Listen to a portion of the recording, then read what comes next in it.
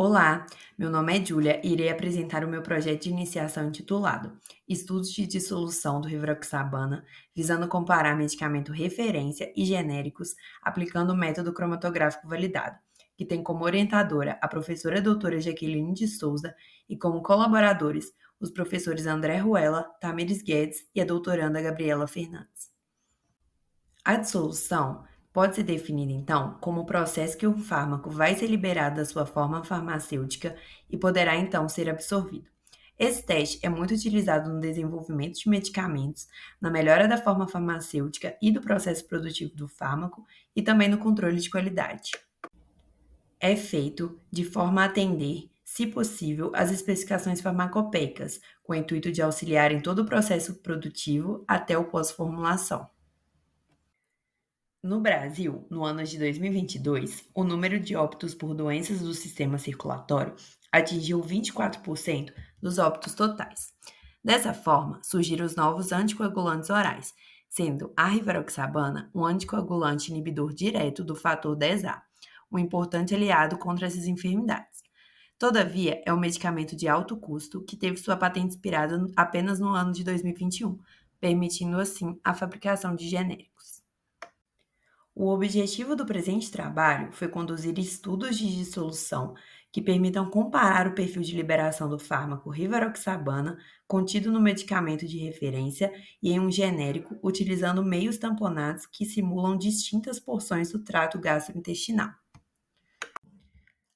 Para isso, serão avaliados comprimidos comercializados nacionalmente contendo o rivaroxabana, sendo o medicamento referência o Xarelto, produzido pela Bayer, e o medicamento genérico, produzido por um diferente laboratório. Terá seu perfil de solução testado nos seguintes meios tamponados: fluido gástrico simulado sem enzimas, pH 1,2, no tampão acetato, pH 4,5, e no fluido intestinal simulado sem enzimas, pH 6,8, que simulam trato gastrointestinal. Para isso, primeiro haverá o preparo dos meios tamponados, para que haja análise do perfil de solução do medicamento referência e genérico em aparelho solutor automático. Após isso, as amostras serão levadas para quantificação em cromatografia líquido de alta eficiência, de fase reversa e em fase móvel acetonitrila-água, e por fim, haverá análise e comparação dos perfis de solução.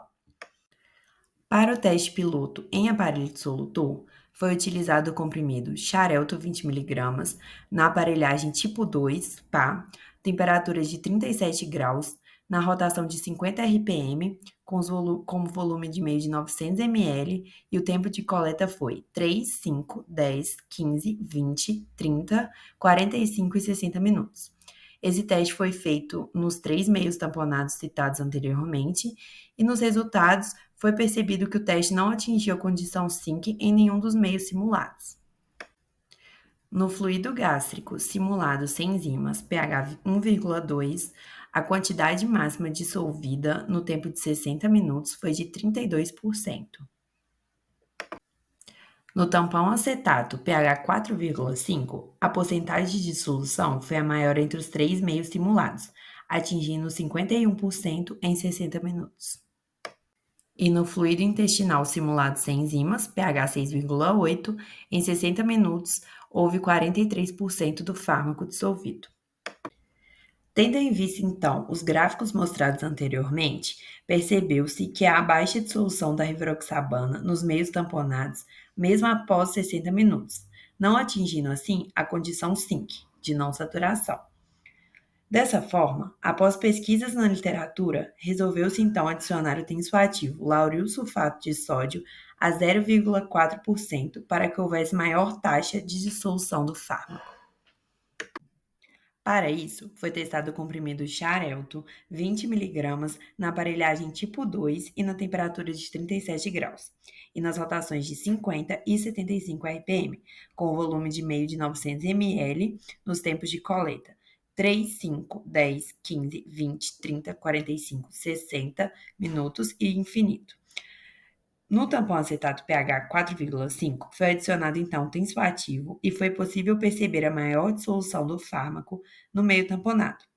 Em 75 RPM, o fármaco teve sua dissolução rápida, ou seja, atingiu a dissolução média de no mínimo 85% da substância ativa em até 30 minutos.